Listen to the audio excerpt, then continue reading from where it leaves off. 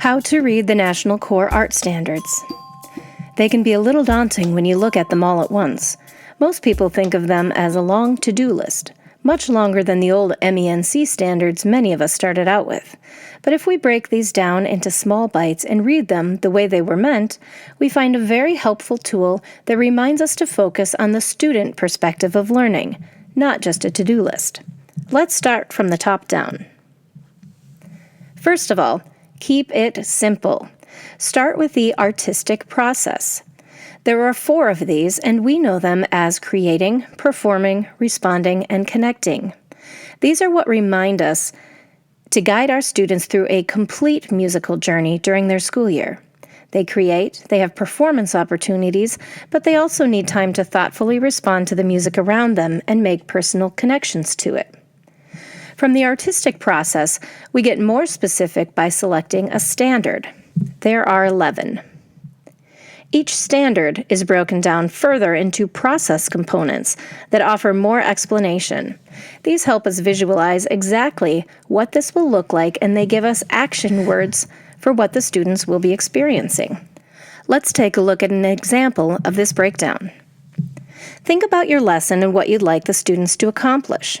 It will match one of these artistic processes, and that's where you start.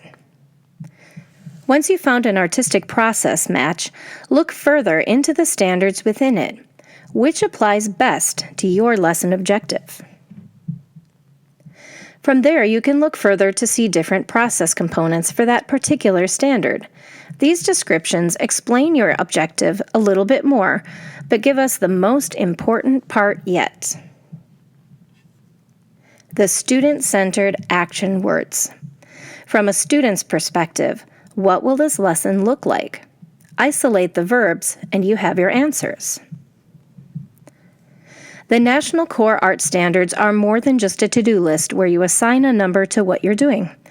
Following this breakdown process can help you reflect on the experiences you're offering your students.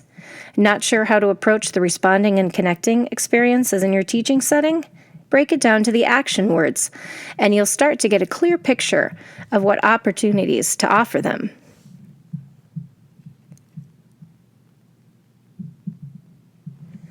If you look at all of the National Core Art Standards at once, they do look pretty complicated. Let's take a moment to find where all of these are. First, you'll need to find the artistic process right here. From there, look for the standards. After that, you'll need to look to the side to find the process component action words. And if you need more specific ideas after that, they're organized by grade level with even more helpful words highlighted for you. Remember, keep it simple and start from the top down.